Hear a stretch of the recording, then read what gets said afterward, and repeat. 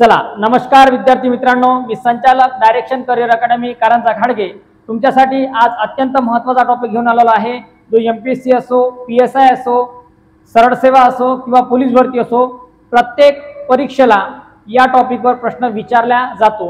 म्हणजेच काय, ओळख महाराष्ट्राची, जो आपला सर्वांचा काय आहे आवडता महाराष्ट्र आहे, त्या महाराष्ट्राबद्दल विद्यार्थी मित्रांनो म्हणजेच काय, महाराष्ट्राची निर्मिती कशी झाली आहे आणि महाराष्ट्राची निर्मिती होताना महाराष्ट्राची नावे कशा प्रकारे चेंज झाली, या सर्वांचा विचार आजच्या या आपल्या कशामध्ये टॉपिक मध्ये आपल्याला करायची आहे।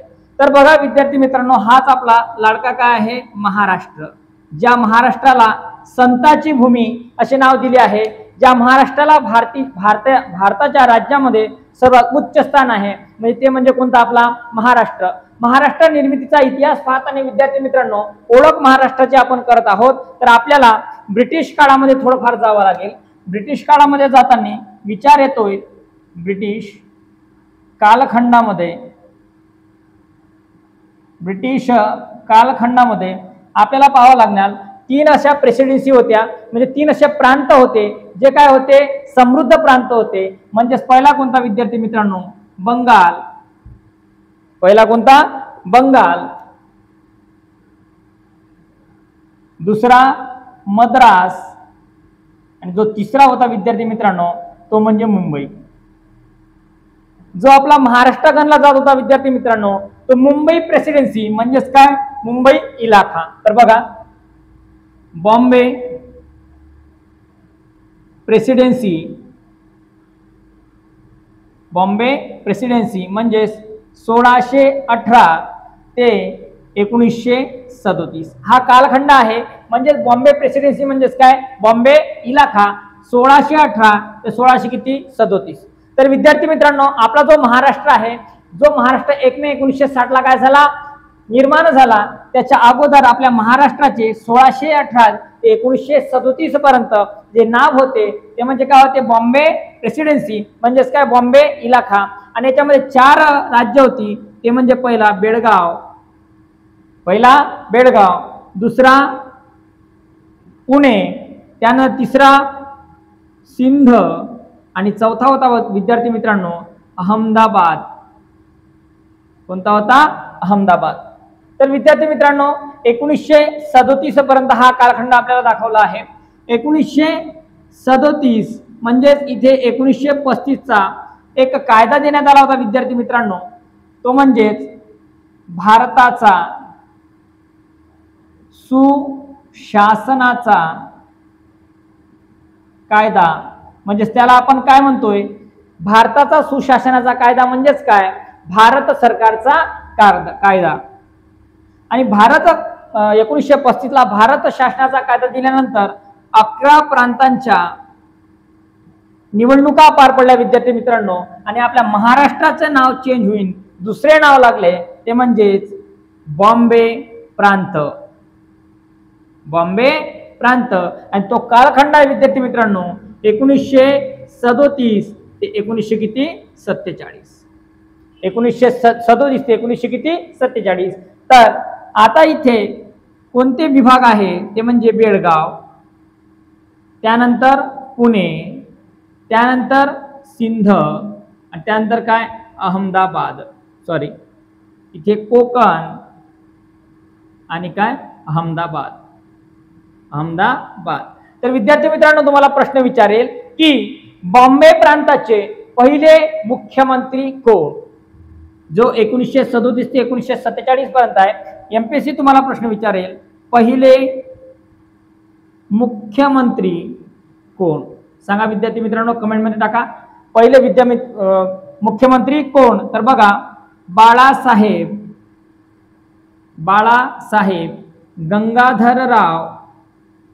गंगाधरराव खेड।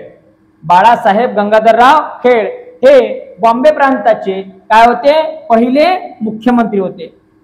तर विद्यार्थी मित्रांनो 1947 ला आता काय झालाय भारत स्वतंत्र झालाय। 1947 ला काय झालाय भारत स्वतंत्र झालाय। आणि इथे एक मागणी आपल्या भारतामध्ये उफाणलेली होती, ती म्हणजे कोणती ते बघा तिसरा आहे ते आपला बॉम्बे राज्य। बॉम्बे काय राज्य, तो कालखंड येते विद्यार्थी मित्रांनो 19 1947 ते 1900 किती 56, 1947 ते 1900 किती 56. आणि इथे जर आपण असा विचार केला की इथे बॉम्बे प्रांतामध्ये बेळगाव, पुणे, पुणे, कोकण आणि काय अहमदाबाद. आता इथे तुम्हाला ज्याप्रमाणे बॉम्बे प्रांतामध्ये 1937 ते 1900 किती आहे 47 हा कालखंड आहे. म्हणजे बॉम्बे प्रांताचे पहिले मुख्यमंत्री कोण म्हणजे बाळासाहेब गंगाधरराव खैर. त्याचप्रमाणे बॉम्बे राज्याचे पहिले मुख्यमंत्री कोण विद्यार्थी मित्रांनो, तर बघा पहिले मुख्यमंत्री बाळासाहेब गंगाधरराव खैर. हेच आपल्या बॉम्बे राज्याचे पण काय होते विद्यार्थी मित्रांनो पहिले मुख्यमंत्री होते. इथे एक मेक आहे 1947 ते 1952 पर्यंत. विद्यार्थी मित्रांनो लक्ष द्या, 1947 1952 पर्यंत जर आपण पाहिलं तर बॉम्बे राज्याचे जे मुख्यमंत्री होते त्यांचं नाव होतं बाळासाहेब गंगाधरराव खैर. पण 1952 ते 1956 पर्यंत जर विचार केला विद्यार्थी मित्रांनो तर मुख्यमंत्री होते मोरारजी देसाई.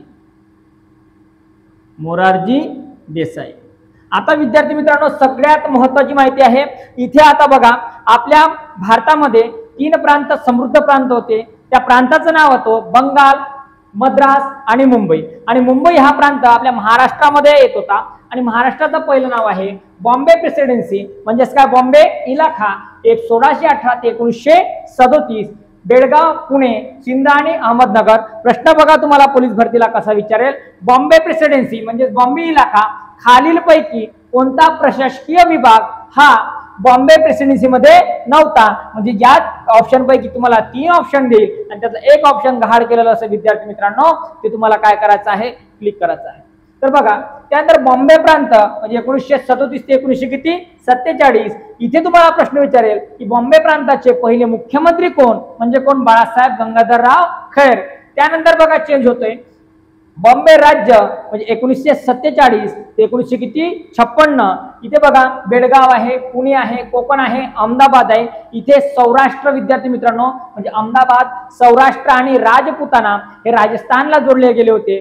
अहमदाबाद हे राजस्थानला जोडले गेले होते. आणि 1947 ते 1952 पर्यंतचा इतिहास पाहिला तर बाळासाहेब गंगाधरराव खैर हे बॉम्बे राज्याचे काय होते मुख्यमंत्री होते.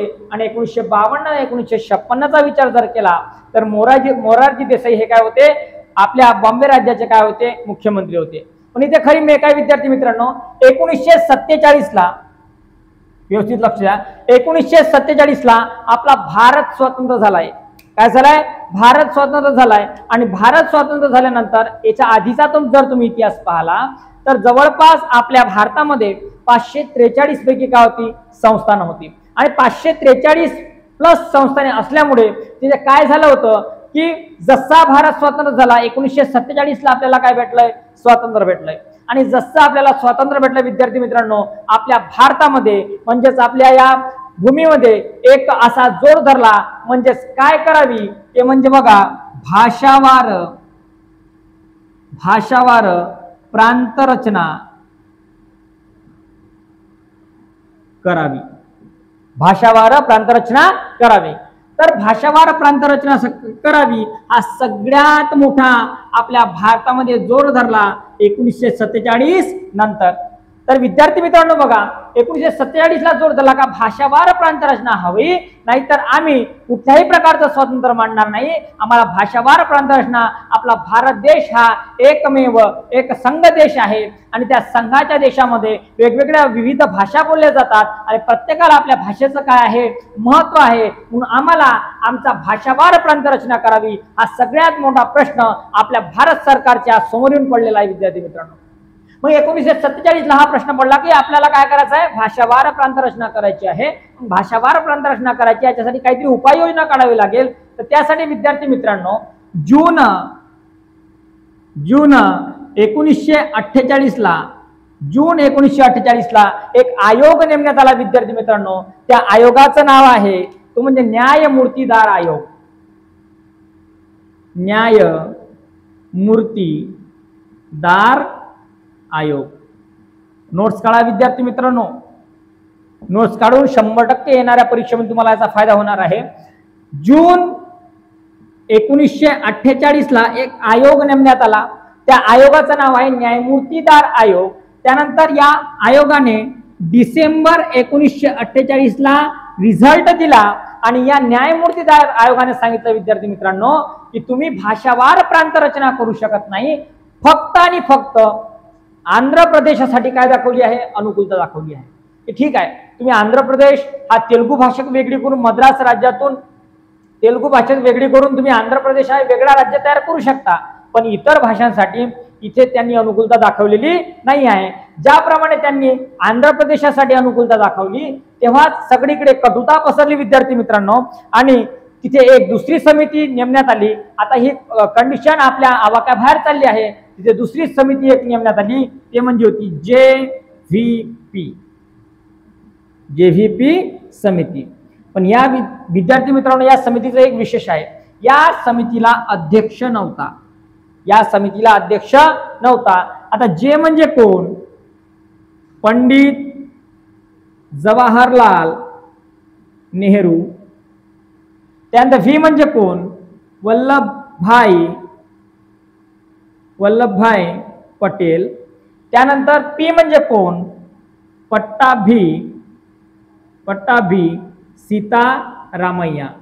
हे 3 असे समिती होती ज्याला जेव्हीपी समिती म्हणून ओळखले जाते.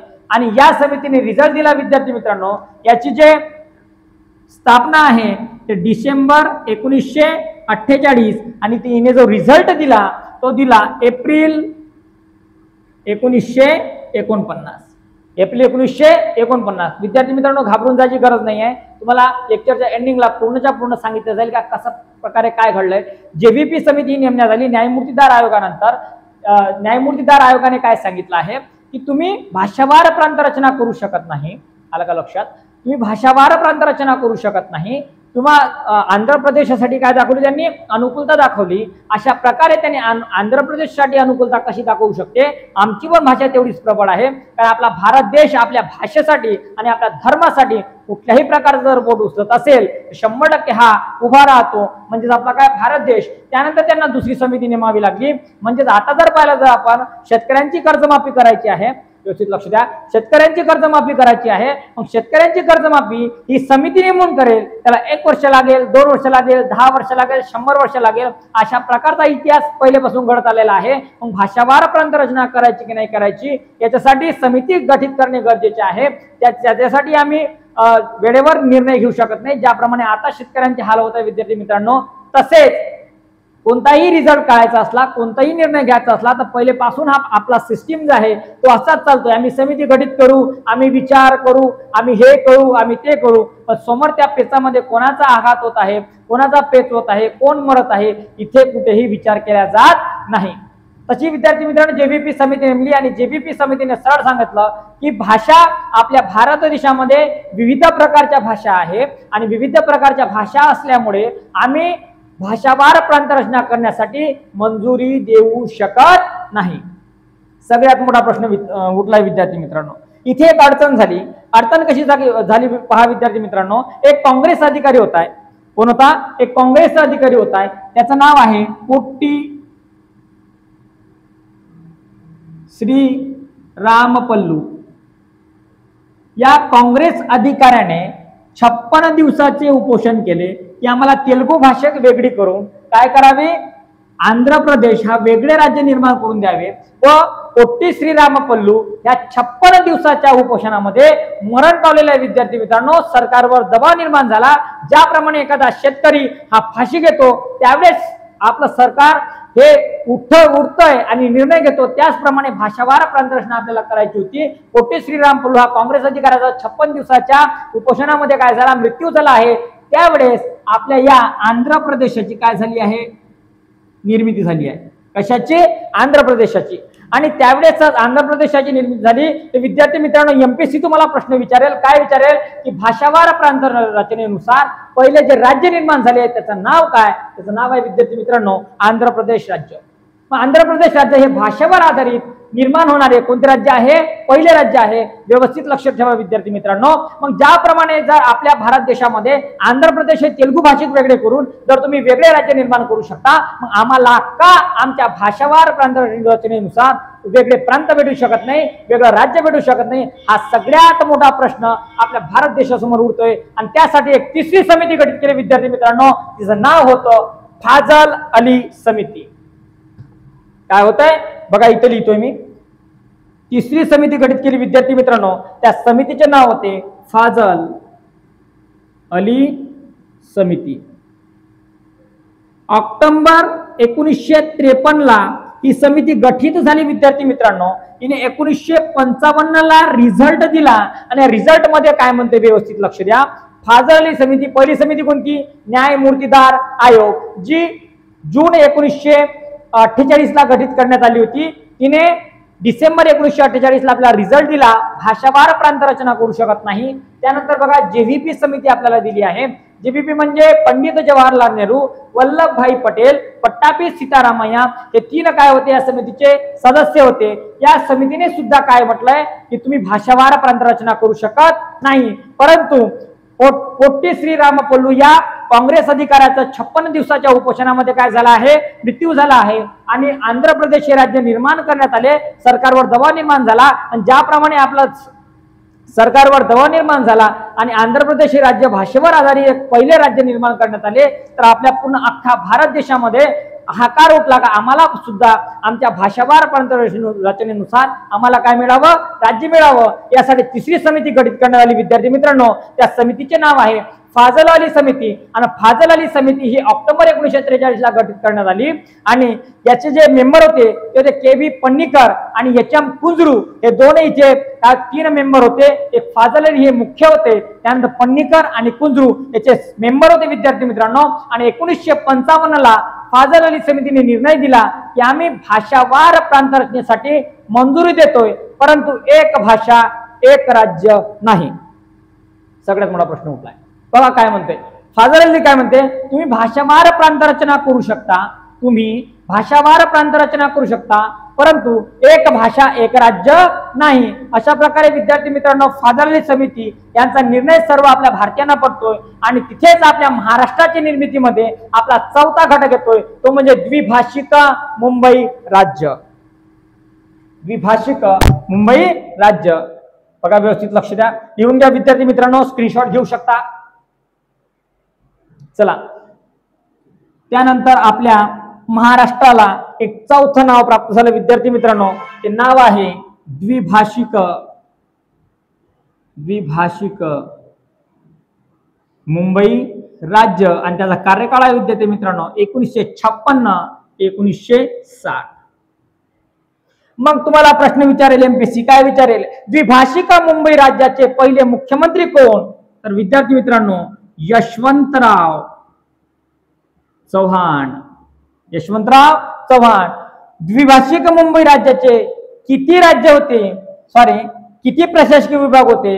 त्यामधला विद्यार्थी मित्रांनो आपला पहिला प्रशासकीय विभाग आहे, पहिला म्हणजेच कोकण, पुणे, औरंगाबाद, ज्यालाच आपण आता छत्रपती संभाजीनगर, त्यानंतर नागपूर आणि अहमदाबाद. कोणता? अहमदाबाद. असे किती? 1, 2, 3, 4, 5 प्रशासकीय विभाग होते विद्यार्थी मित्रांनो. त्यानंतर बघा, तर द्विभाषिक मुंबई राज्याचे पहिले मुख्यमंत्री होते यशवंतराव चव्हाण. आणि त्यानंतर विद्यार्थी मित्रांनो आपला महाराष्ट्र स्थापन होतोय. महाराष्ट्र मातीचा, मर्दाच्या छातीचा, सत्य शोधक तो, धर्माच्या जातीचा, असा होता ज्योतिराव माझा, लाखात एक. अशा प्रकारे महाराष्ट्राला घडवण्यामागे विविध संतांची भूमिका आपल्याला लाभलेली आहे. विविध संतांचे आपल्याला संत तुकाराम महाराज असो, संत ज्ञानेश्वर असो, संत एकनाथ असो, त्यानंतर वेगवेगळ्या संतांची आपल्या भूमी, महाराष्ट्राची भूमी, समाज सुधारक राजा राममोहन राय आहे, त्यानंतर महात्मा ज्योतिबा फुले आहे, त्यानंतर छत्रपती शाहू महाराज आहे, असे वेगवेगळे आपल्याला समाज कार्यकर्ते लाभले आहे विद्यार्थी मित्रांनो। अशीच आपले महाराष्ट्र 1 मे 1960 रोजी विद्यार्थी मित्रांनो आपला महाराष्ट्र स्थापन झाला आहे। अशा प्रकारे आपल्या महाराष्ट्राची ओळख होते विद्यार्थी मित्रांनो। एकदा 5 मिनिटांमध्ये लक्ष द्या, पूर्णच्या पूर्ण लेक्चर हे तुम्हाला मी समजून सांगतोय। हे बघा, महाराष्ट्राची ओळख करताना आपल्या भारतामध्ये इंग्रजांचं राज्य होतं आणि अशा प्रकारे व्यवस्थित आपला साचा जो आहे 3 समित्या गठीत करण्यात आल्या आणि व्यवस्थित आपण समजून घेण्याजोगं आहे की प्रशासकीय रचना किती आणि प्रतीका कोणती हे आपण सेकंड लेक्चर मध्ये बघू। तर विद्यार्थी मित्रांनो नक्की या डायरेक्शन करिअर अकॅडमीच्या प्लॅटफॉर्मला जॉईन करा। लगेचच लवकरच आपल्या या ऑनलाईन प्लॅटफॉर्मवर ऑनलाईन लेक्चर सुरू होईल, आपली ऍप येईल, ते सुद्धा तुम्हाला इन्स्टॉल करता येईल। म्हणून विद्यार्थी मित्रांनो डायरेक्शन करिअर अकॅडमीच्या चॅनलला सबस्क्राईब करा। धन्यवाद।